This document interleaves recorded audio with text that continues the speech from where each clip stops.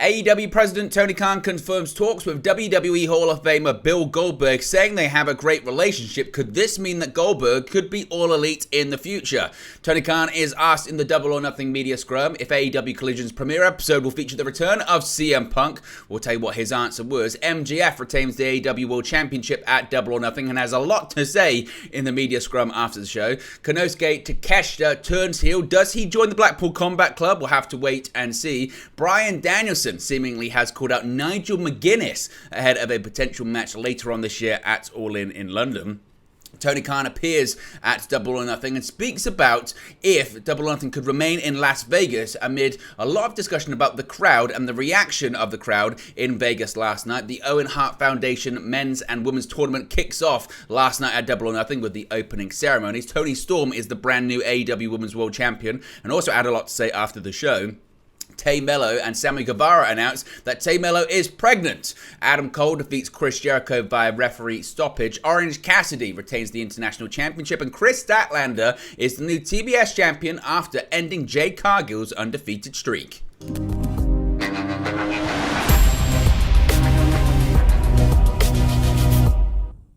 Hey guys, welcome back to Wrestling News 365. Hope everyone is doing very well. As always, there are plenty of news stories to get into in the world of All Elite Wrestling. We have so much to get into today, so let's start off straight away by talking about AEW President Tony Khan talking about Bill Goldberg possibly coming into All Elite Wrestling. Tony Khan has revealed that he has had discussions with WWE Hall of Famer Goldberg about signing with All Elite Wrestling. In the post-Double or Nothing media scrum, Khan was asked if he has had a conversation with Goldberg after previously showing interest in the veteran star's free agency. Quote, "Yes, I have. I have talked to Bill," revealed Khan. "It wouldn't be that unusual. I've talked to Bill when he's not been under contract at times, and I have a good relationship with Bill. I have had a good conversation with him, but I've had a lot of great conversations with Bill." The AEW president also spoke about what he and Goldberg have in common and expressed his admiration for Goldberg's family and how they've helped Jacksonville, Florida. Quote, "Bill's family have done a lot of great things in Jacksonville. Bill's related to the Wolfson family who built the Wolfson's charity hospital in Jacksonville. Bill was a great former football star. I work a lot in football, so we have a lot in common. We have a lot of mutual friends, and I have a really good relationship with Bill," said Khan. But he didn't disclose what he and the WWE Hall of Famer spoke about and said he wants to keep the conversation between them. Goldberg, of course, became a free agent earlier this year after his contract with WWE expired, following which Khan stated that the news was something for AEW to keep an eye on. The AEW president also previously stated that if Goldberg was to sign with the company, he would feature in AEW and not Ring of Honor, obviously. A big-name star like Goldberg could be a great addition to AEW ahead of the All In pay-per-view in August, which is shaping up to be a huge event for the promotion. So Goldberg and AEW, well, at the very least, Tony Khan has actually revealed that there have been conversations between the Hall of Famer and the AEW president. Now, speaking of the media scrum after Double or Nothing, at Sunday's Double or Nothing media scrum, AEW CEO Tony Khan was asked about the elephant in the room, which is, will CM Punk return to the promotion during the premiere episode of AEW Collision in Chicago? He said, quote, "I am not prepared to address that question at this time," Khan responded. "I think that's something a lot of people want to know as we get closer to the launch of Saturday Night Collision on June 17. I think more and more things will come into focus about that show. Tickets are on sale for the United Center right now. We're off to a great start with the initial sales, and I think it's only going to get stronger." Despite the vague answer, Khan acknowledged that the June 17 premiere, much like AEW Rampage The First Dance in August 2021, could be a great money spinner for his promotion, implying that Punk's hometown fans in Chicago could be in for a treat. Quote, "It could be one of the biggest TV shows of the entire year in terms of revenue, I expect, and also one of the most important TV shows of the year for AEW," Khan added. Khan further acknowledged that June could be the most important month in AEW history, citing important milestones such as the launch of Collision, the much-anticipated Fight Forever video game, and the second installment of the AEW New Japan Pro Wrestling Forbidden Door show. The AEW boss believes the series of events will help the promotion prepare for another milestone over the summer as AEW heads to Wembley Stadium in the United Kingdom for All In. Furthermore, Khan is convinced that AEW will gain a ton of momentum in June and that AEW Dynamite could potentially reclaim its place as the number one show on cable in the top 150 charts, a rating win the promotion has struggled to achieve so far in 2023. Now let's talk about the AEW World Championship, because MJF retained his AEW World title at Double or Nothing in a violent and compelling affair in the co-main event of AEW's pay-per-view, AEW Double or Nothing. AEW World Champion MJF faced off against Sammy Guevara, Darby Allin, and Jungle Boy Jack Perry. Despite teasing a potential heel turn for Jungle Boy during the match, he did not end up displaying any blatantly dastardly tactics. Rather, there was a potential face turn for Sammy Guevara when he revealed some news that we'll get into later on in the show. He also didn't take the money offer to allow MJF to defeat him in the match. However, in the end, it was still MJF who was able to retain his championship gold, leaving Double or Nothing still as the AEW World Champion. Now, after the show in the Double or Nothing media scrum, MJF, I guess typically, had a lot to say. Now, MJF shared his honest thoughts about the AEW World Championship actually not going on last at Double or Nothing. At the pay-per-view, MJF defended his gold against Sammy Guevara, Jack Perry, and Darby Allin. With these stars previously touted as the four pillars of AEW, many expected this match to be the main event of the show. Instead, the Anarchy in the Arena match between the Elite and the Blackpool Combat Club was the final match of the event. Speaking during the post-show press conference, MJF explained why he was okay with this call. Believing that the idea that the world title has to headline is dead, MJF said, quote, "No, why the F would I want to roll around in Jon Moxley's blood? I'm effing good, no thanks. Also, realistically, whether it's this company or WWE, I think the world title having to go on last is kind of dead in wrestling. But yeah, I'd rather not, run around in all that effing mid-blood. Can we get real? It's effing disgusting. Wheeler Yuta was in that match. You think I want to roll around in Wheeler Yuta blood?" So MJF seemingly doesn't care about not going on last. Now, after retaining his title at Double or Nothing, World Champion MJF was also asked if he had any milestones to check off in order to establish himself as one of the great pro wrestlers in history. The question propelled MJF to broach the subject of his free agency period, which is due to begin in January 2024. "I'm already there. I'm dead serious," MJF responded, suggesting that he wasn't in character. "If I literally retired today, this is not hyperbole. I've had one of the best professional wrestling runs in the history of the business. That's a fact." MJF proceeded to list off his accomplishments, stressing that he's already had the best oratory exhibitions and the greatest dog collar match, Iron Man match, and four-way match in history. Furthermore, MJF believes he's had some of the best rivalries in the history of the sport within his 4-year run in AEW. Cody Rhodes, Wardlow, CM Punk, Danielson, that's just to name a few, MJF said, of his rivalries in AEW. "I'm pretty sure if I call it quits, I've had a Hall of Fame career, which is why, quite frankly, when I say take my ball and go home, everybody thinks I'm talking about WWE, right? Does Nick Khan want me to effing work in his company? Sure. Does Triple H want me to work in his company? Sure." At this point, MJF looked in Tony Khan's direction and asked his boss to calm down before reiterating that he's bored of this sport and the lack of respect from fans. "When I say take my ball and go home, I literally mean just hang it up and F up the lineage of this title," MJF continued. "Frankly, I don't think anybody is worthy of beating me for this thing." In conclusion, MJF asked AEW to put me out of my misery by having someone take the title off him. That said, he has no plans to give away what he worked for, that being the Triple B, the Big Burberry bout.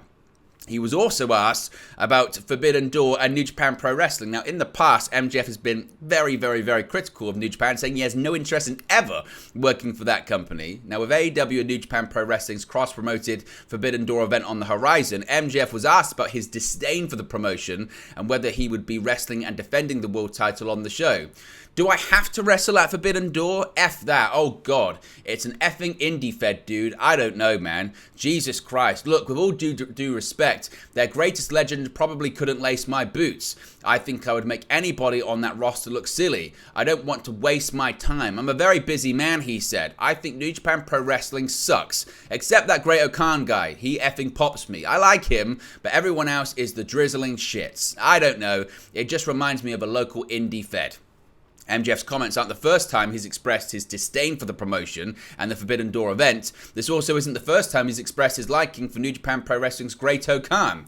Notably, the admiration goes both ways between MJF and Great-O-Khan, as the New Japan star has expressed his immense hatred for the entire AEW roster. Having said that it's a roster full of indie wrestlers, Great-O-Khan singled out MJF as someone he may have more interest in rather than hate. Now, when it comes to an open challenge as well, we've seen Orange Cassidy do lots of open challenges for the AEW International Championship. That's not something that MJF actually wants to do. Of course, in the opening match of Double or Nothing, Orange Cassidy defended his title in a battle royal. At the show's media scrum, MJF was asked if he would ever be open to wrestling open challenges akin to Cassidy.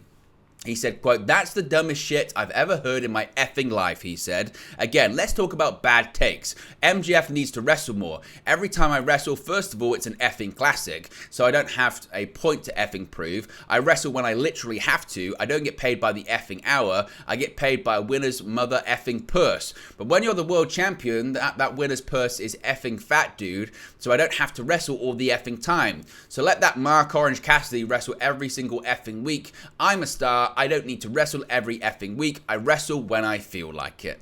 So MJF saying, I don't have to wrestle every week. I wrestle when I want to for a lot of money. So there you go. Now, the show, of course, was main evented by the Anarchy in the Arena match, and in a shocking turn of events, Konosuke Takeshita helped the Blackpool Combat Club defeat the Elite in the Anarchy in the Arena match at Sunday's Double or Nothing. Towards the closing stages of the chaotic bout, Kenny Omega and Hangman Adam Page combined for some tandem offense to take out Bryan Danielson, following which Kenny Omega prepared to finish off Wheeler Yuta with a one-winged angel. Just then, Don Callis crept up from behind, but before Omega could retaliate against his former manager, a person in a black hoodie and face mask attacked Omega with a vicious flying knee. The interference allowed Yuta to strike Omega with a screwdriver to secure the pinfall victory for the BCC. After the match, the mystery person unveiled himself to be Takeshita, much to the delight of his new manager, seemingly, Don Callis. Thereafter, the Blackpool Combat Club continued to pile on Omega with a bout before standing tall as the show went off the air. Interestingly, the BCC did not embrace Takeshita as a member, meaning he might be viewed as a mercenary or a hired gun or just an associate of the group. Of course, it was only a month ago when Takeshita helped the Elite from a beatdown at the hands of the BCC. Subsequently, on the April 26 AEW Dynamite, Takeshita and Omega teamed up for a victory against the Butcher and the Blade, with Callis firmly in their corner. In the weeks leading up to Takeshita and Omega's alliance, Callis had actively recruited the young Japanese wrestler to be a part of the Elite. Obviously, all that changed when Callis turned on Omega earlier on this month. After Sunday's pay-per-view went off the air, Takeshita wrote, "The Elite was the best" on Twitter, suggesting they'd rather be at war with Omega, Page, and the Young Bucks than align himself with the AEW originals. So, again, very interesting.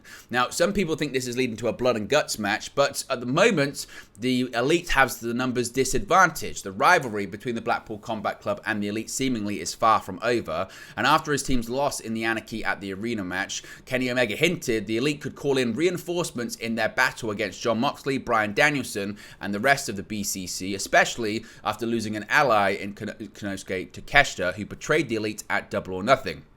Omega suggested the possibility of the Elite adding more members while addressing the crowd in Las Vegas after the pay-per-view. He said, quote, "I might not be the most popular guy backstage, but there is a bigger world than AEW, and I still got at least one or two really good friends that can even up the odds," Omega said. "You guys stay tuned. We are not done. This is not over." Now, fans on social media believe Omega's words could lead to Kazuchika Okada and or Kota Ibushi joining forces with the Elite in a multi-man match against the Blackpool Combat Club at the upcoming New Japan Pro Wrestling AEW Forbidden Door 2 show. While Okada teamed up with the Best Bout Machine at New Japan's New Year's Dash show earlier this year, Ibushi was for years Omega's tag team partner as part of the Golden Lovers tag team in DDT Pro Wrestling and New Japan Pro Wrestling. Furthermore, Ibushi recently announced that he was a free agent, meaning he could be offered a new AEW contract ahead of Forbidden Door, a rumor that has been floated around for several months. In fact, Ibushi has expressed interest in wrestling at August's All-In event in a recent interview. Now, as of this recording, no matches have been confirmed for the second installment of Forbidden Door. That event will emanate from the Scotiabank Arena in Toronto, Ontario, Canada on June 25th. Some people are suggesting that Omega will face Will Ospreay at that show, but certainly we could have a blood and guts event afterwards or shortly before it as well. Now, speaking of the Blackpool Combat Club, Bryan Danielson was at the Double or Nothing media scrum, and he had some very interesting things to say about a former Ring of Honor rival. AEW's Bryan Danielson has competed in the main event of the last two AEW pay-per-views, and it's doubtless that he will have a high-profile match at AEW's All-In event in London at Wembley Stadium. When asked during the post-Double or Nothing media scrum about the possibility of facing Nigel McGuinness in his home country of England at Wembley Stadium, Danielson had doubts about the former Ring of Honor World Champion's ability to keep up. Quote, "I think Nigel McGuinness probably needs to shut his mouth a little bit. I don't think at this point in his life he can handle the same intensity he could in 2006. I think the world of him as a wrestler, and I think the world of him as a commentator," Danielson said. "He no longer has the physical ability to match up with me. He did at one point, but here I am, 42 years old, and it doesn't matter. I trained so hard to stay like this. He stopped training. Do you think he can catch back up in 3 months? No, you can't. I look at his neck, and I think I'd like to break it." McGuinness recently made his return to Ring of Honor, as well as signing with AEW. Moreover, he has expressed some interest in a return to the ring for AEW's All-In, in addition having filed a trademark for his in-ring name. Before finishing up his time at the media scrum, Danielson actually had some heavy praise for Nigel McGuinness. Quote, "What I said may have sounded like an insult. You switch a couple of things around, Nigel McGuinness would be right here as a however many time world champion instead of me. There are some things that are hard work and some things that are partially luck too."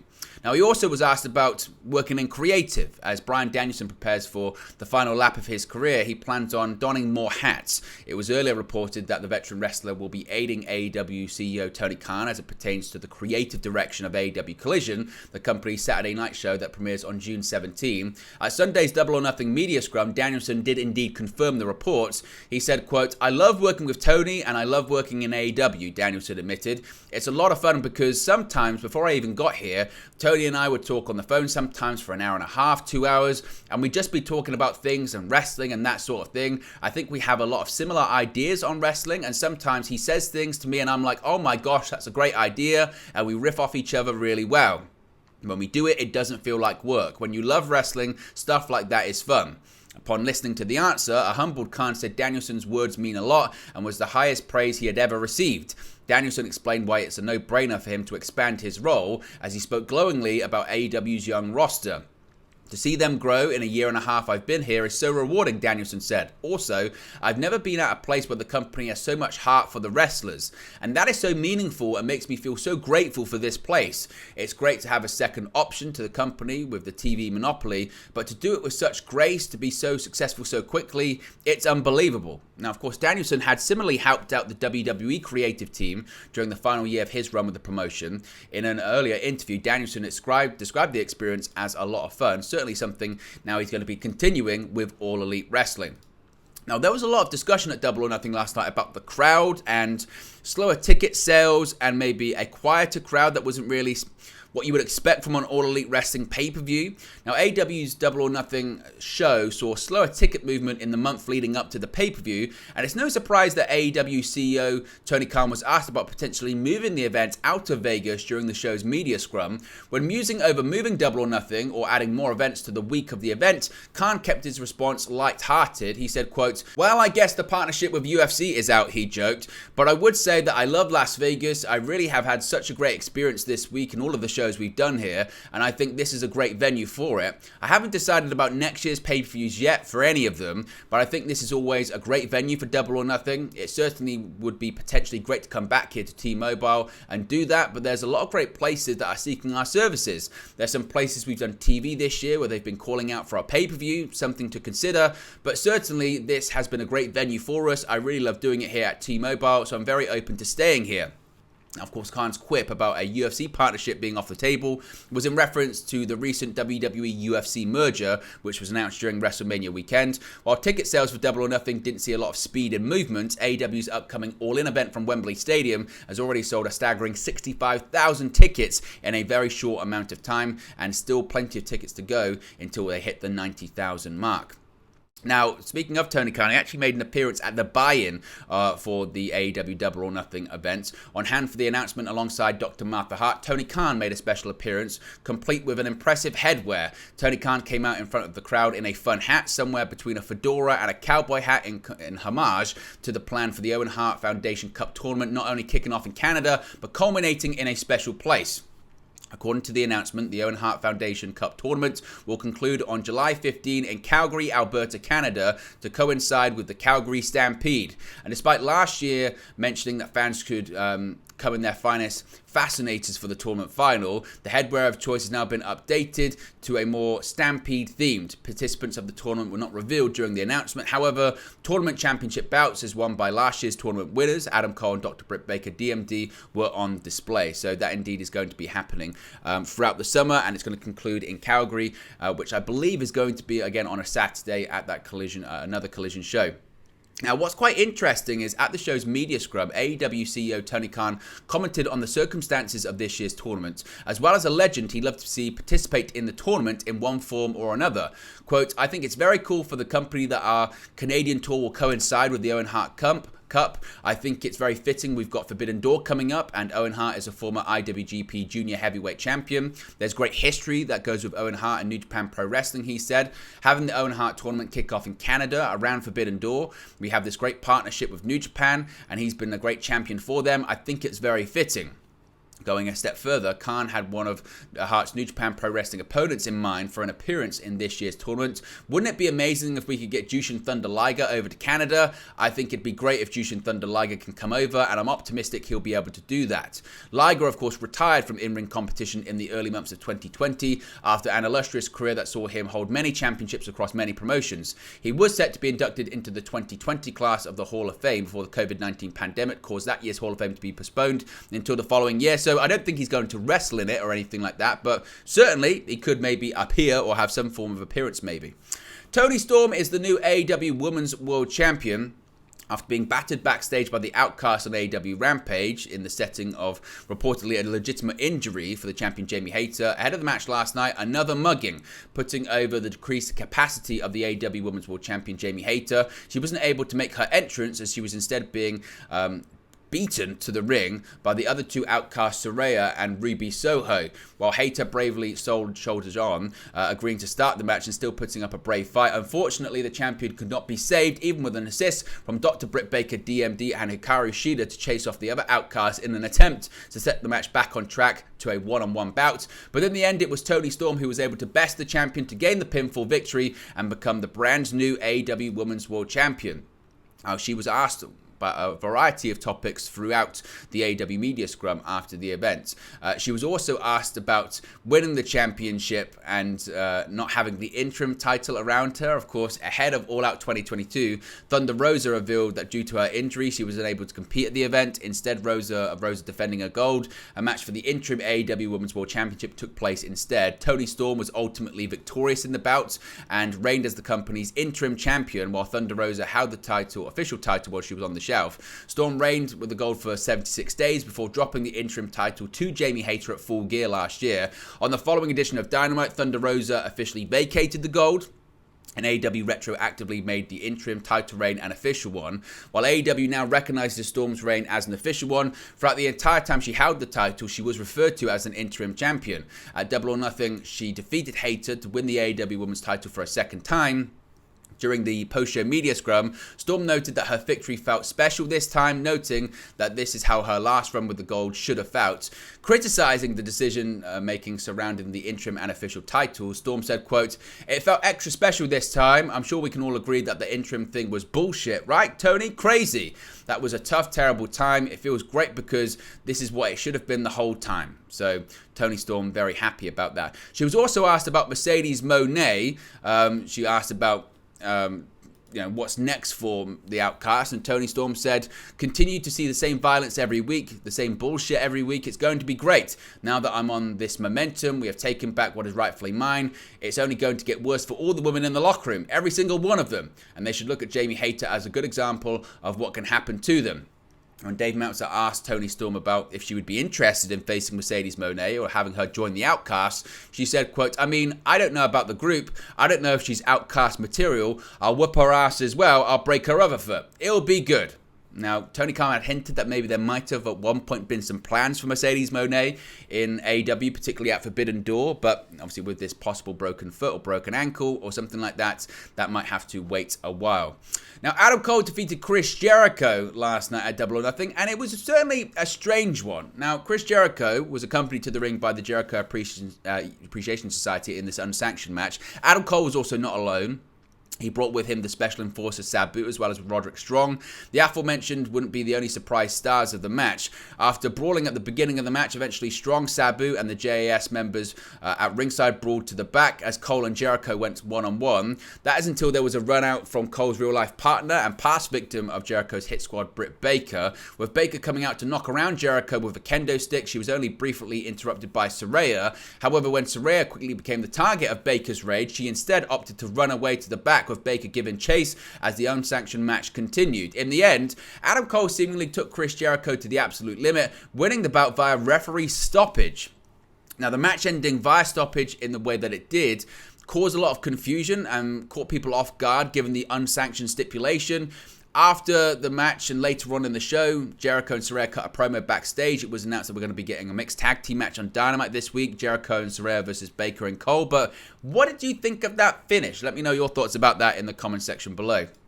Now, prior to the AEW World Championship match at Double or Nothing, a big announcement was made by Sammy Guevara and Tay Mello, taking to the stage for his entrance along with his real-life wife and on-screen partner, Tay Mello. This was no normal entrance. During the entrance, Guevara resurrected his former gimmick of showing cue cards to the crowd, often during picture-in-picture commercial breaks, only this time the cards had a very special announcement. Ahead of the big match, a big announcement indeed, as the last card said, quote, "We are having a baby," along with adorable ultrasound photos. So congratulations to both Sammy Guevara and Tay Mello on the birth of their upcoming child. Orange Cassidy retained the AEW International Championship last night at Double or Nothing, last eliminating Swerve Strickland to retain his title. And what's quite interesting is he actually took place for the first time a press conference. He was at the media scrum after the show, and he said that he's not really sure what's next for him after his monumental defense last night in the Blackjack Battle Royale, where he outlasted 20 men to retain his AEW International Championship. At the post-Double or Nothing media scrum, Cassidy was asked about the possibility of challenging AEW World Champion MJF for his title. Quote, "I mean, I care about the championship. I think this is the most important thing to me right now, and I'm going to continue to defend it. I will put all of my energy into defending it," he said. "I don't know what the future is with me going after anything else because I never know what I'm feeling from day to day. By the way, that guy barely wrestles." When Cassidy was told that MJF had called him a mark during his portion of the scrum, Cassidy expressed his disbelief and shook his head. In further contrast with MJF, when asked by Wrestling Inc.'s Matthew Carlins whether or not he thought of himself as the best wrestler in the world, Cassidy simply said no, not even close. Now, earlier in the night, MJF remarked that he was the best wrestler in the world. And a potential face-off between Cassidy and MJF down the line wouldn't be the first meeting the two have had inside the squared circle. In December of 2020, Cassidy found himself in line to challenge MJF for his Dynamite Diamond ring. Unfortunately, Cassidy was bested by MJF on Dynamite to retain the possession of his prized possession, I guess, that ring. Now, he also possibly set up a very interesting feud at Forbidden Door coming up later this year. Amy Nemeti from WrestleJoy confirmed for Orange Cassidy that it was his 23rd defense, and asked about so frequently defending the championship and then at 20 men all at once. Cassidy said, quote, "Thank you. I mean, it's really every week or every other week I've been defending this championship, and it's like one after another, just so many people want a shot at it. And I said to myself, let's just get them all in there. Let's just take care of this. I hope there's no one left, but there probably is." Tony Khan says there is.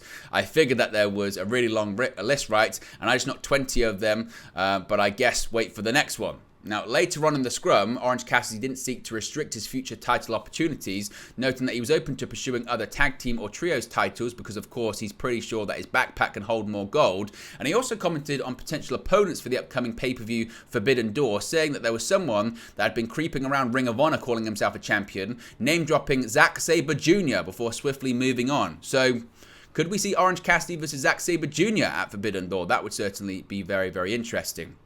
Finally, Chris Statlander is the brand new TBS champion after shocking everyone by making a surprise return at AEW Double or Nothing to not only end Jade Cargill's undefeated streak but also capture the TBS championship. Chris Statlander participated in the post-show media scrum.